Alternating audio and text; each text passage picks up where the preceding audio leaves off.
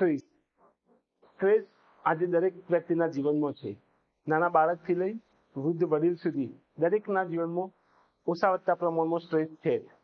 કોઈ વ્યક્તિ એમ કહેતો હોય કે મારા જીવનમાં કોઈ પણ પ્રકારનો સ્ટ્રેસ નથી, તો સમજવું કે વ્યક્તિ ખોટું બોલી રહી છે. એટલે કે કહેવાનો મતલબ એ કે દરેક વ્યક્તિના જીવનમાં ઓછા વધતા પ્રમાણમાં સ્ટ્રેસ છે જ.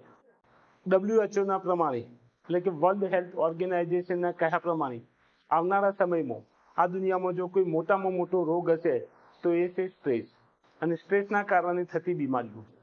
એટલે કે સ્ટ્રેસ જે છે એ આપણી માનસિક સ્થિતિ અને છેવટે લાંબા ગાળે આપણી શારીરિક સ્થિતિને અસર કરે છે અને એના કારણે શરીરમાં બહુ બધા રોગો આવતા હોય છે. તો આજે આપણે જોઈશું કે સ્ટ્રેસ મેનેજ કેવી રીતે કરી શકાય. દરેક વ્યક્તિના જીવનમાં સ્ટ્રેસ છે જ. કોઈ એવો વ્યક્તિ નથી કે જેના જીવનમાં સ્ટ્રેસ ના હોય. હા, પણ વ્યક્તિને જો સ્ટ્રેસ મેનેજ કરતા આવડી જાય તો એના જીવનમાંથી સ્ટ્રેસ ઓછો થઈ જતો હોય છે, તેના જીવનમાંથી સ્ટ્રેસ દૂર થઈ જતો હોય છે.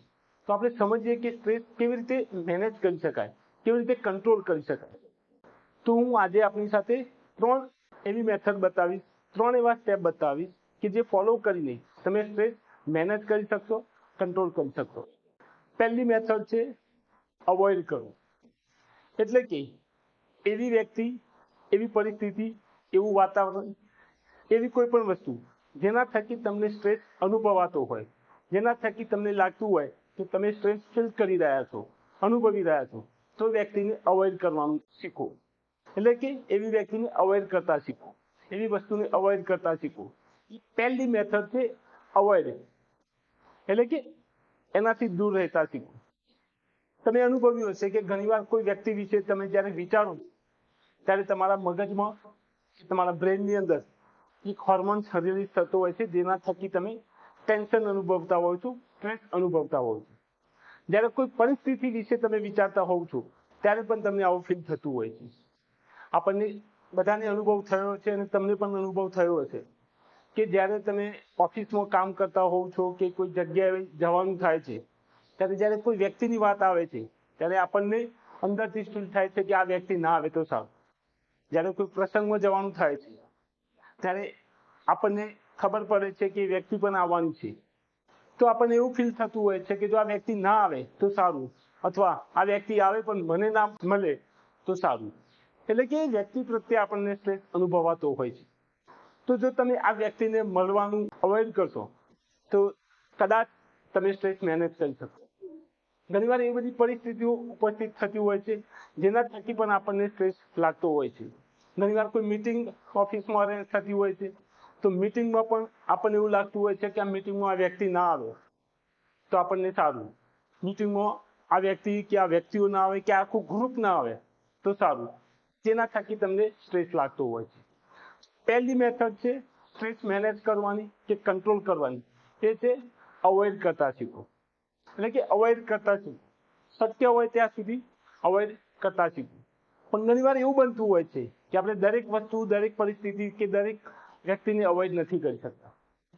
એક ઉદાહરણ આપું કે ઓફિસમાં કામ કરવું છે તો ઓફિસમાં દરેક પ્રકારના વ્યક્તિઓ હશે, દરેક પ્રકારના ગ્રુપ હશે અને આપણે એકલા કશું જ નથી કરી શકવાનું. આપણે બધાને સાથે લઈને ચાલવાનું છે, બધાની સાથે કામ કરવાનું છે. તો એવી જગ્યાએ આપણે બધા સાથે કામ કરવું જ પડશે. આપણી ગમતી વ્યક્તિઓ સાથે અને ન ગમતી વ્યક્તિઓ સાથે પણ કામ કરવું જ પડશે. તો એ કેસમાં તમે એવી વ્યક્તિઓથી દૂર નથી થઈ શકવાના કે નથી તમે એ કામને ટાળી શકવાના. તો એ કેસમાં શક્ય હોય એટલું ઓછું એવા વ્યક્તિઓ સાથે તમે કામ પૂરતો જ વ્યવહાર રાખો, બાકીનો વ્યવહાર ઓછો કરી નાખો. તો તમે આ કેસમાંથી પણ મહદઅંશે સ્ટ્રેસ જે થતો હોય છે એ દૂર કરી શકશો, એટલે કે મેનેજ કરી શકશો. કહેવાનો મતલબ એ કે એવી દરેક વ્યક્તિ કે દરેક પરિસ્થિતિ જે તમને સ્ટ્રેસ ફીલ કરાવતી હોય એ વ્યક્તિઓથી શક્ય હોય એટલા દૂર રહો. એવી વ્યક્તિઓ, એવી પરિસ્થિતિને અવોઇડ કરો તો તમે સ્ટ્રેસ મેનેજ કરી શકો. મેં જેમ કહ્યું કે ઘણીવાર વ્યક્તિઓને આપણે અવોઇડ નથી કરી શકતા, તો એ કેસમાં તમે શક્ય હોય એટલી જ વાત, કામ પૂરતી જ વાત, કામ પૂરતો જ વ્યવહાર રાખો.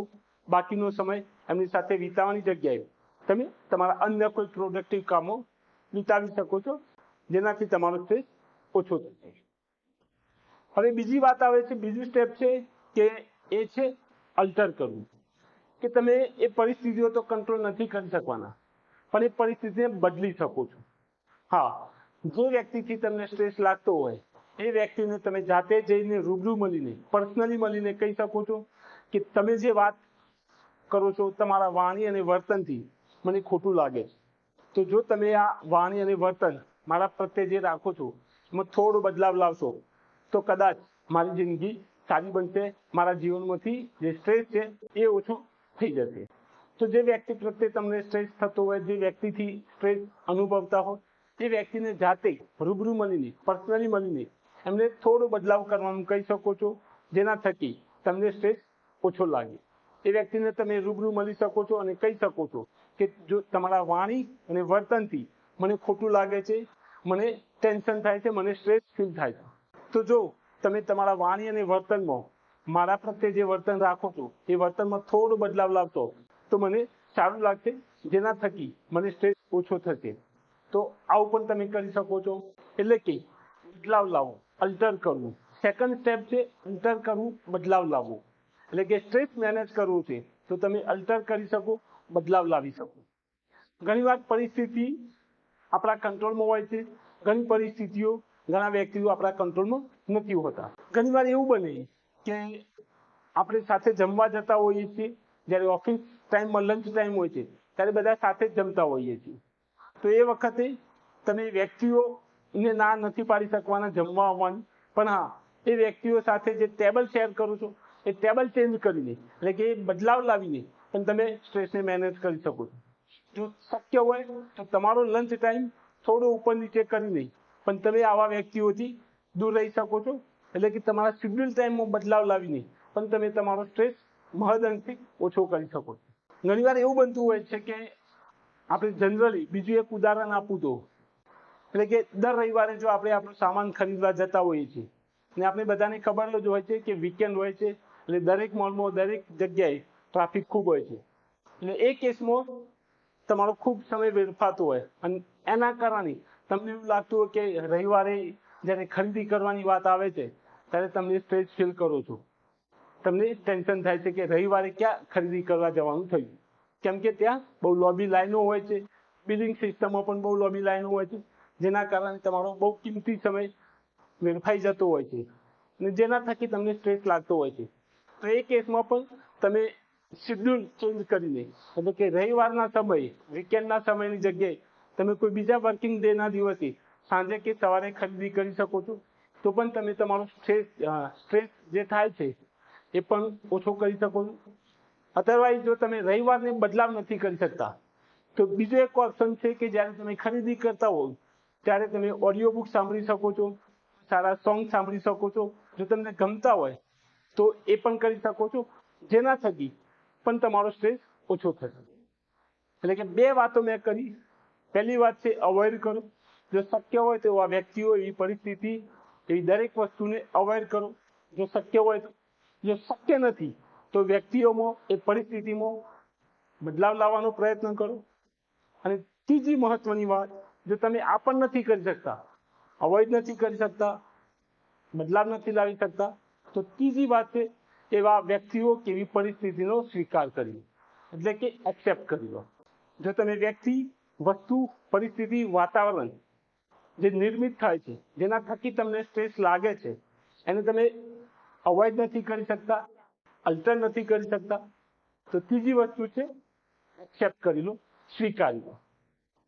જો તમે સ્વીકારી લેશો તો તમારું માઇન્ડ રિલેક્સ થઈ જશે. જો તમે એ વસ્તુ સ્વીકારી લેશો કે આ વ્યક્તિથી, સો વ્યક્તિથી મને દુઃખ થાય છે, મને ખોટું લાગે છે, મને સ્ટ્રેસ ફીલ થાય છે, તો વ્યક્તિને સ્વીકારી લેશો તો કદાચ તમારો સ્ટ્રેસ ઘણો ઓછો થઈ જશે. ઉદાહરણ આપી સમજાવું કે તમને લાગે છે કે સો વ્યક્તિથી મને સ્ટ્રેસ થાય છે. તમારા ઓફિસમાં કામ કરતા વ્યક્તિ હોય, કે તમારા કુટુંબમાં હોય, કે તમારા મિત્ર વર્તુળમાં હોય, કે કોઈ વ્યક્તિથી તમને સ્ટ્રેસ ફીલ થાય છે. અને જો તમે સ્વીકારી લે છો કે આ વ્યક્તિ જ્યારે મને મળે છે ત્યારે મને ખોટું લાગે છે, મને દુઃખ લાગે છે, મને સ્ટ્રેસ ફીલ થાય છે, જો સ્વીકારી લેશો તો તમે ઘણા રિલેક્સ થઈ જશો. માની લો કે તમારી વ્યક્તિને મળવાનું છે આવતા રવિવારે, પણ આજેથી અઠવાડિયા પહેલા તમને ખબર પડી જાય છે કે મારા એ આવતા રવિવારે એ વ્યક્તિ સાથે મીટિંગ છે કે મળવાનું છે. કે મિત્રને મળવાનું છે કોઈ પ્રસંગથી, તો તમે અઠવાડિયા પહેલાથી જ ખબર પડી જશે. તો જો તમે સ્વીકારી નહીં હોય તો તમે આખું અઠવાડિયું સ્ટ્રેસમાં જ રહેશો. પણ જો તમે સ્વીકારી લેશો કે એ વ્યક્તિથી મને સ્ટ્રેસ થાય છે, તો આખું અઠવાડિયું જે છે, અગાઉનું જે અઠવાડિયું છે, એ અગાઉના પીરિયડમાં તમને સ્ટ્રેસ ફીલ થાય નહીં. એ વ્યક્તિ જેટલો સમય તમારી સાથે રહે છે, જેટલો સમય તમારી સાથે વિતાવે છે, એ સમય દરમિયાન તમને સ્ટ્રેસ થશે 100%. પણ જે તમે સ્વીકારી લીધું હશે કે આ વ્યક્તિ તો એવો જ છે, એ વ્યક્તિના કારણે મને બાકીના બધાને સ્ટ્રેસ ફીલ થાય જ છે, એનું વાણી અને વર્તન એવા જ છે જેના કારણે બધા દુઃખી થાય છે.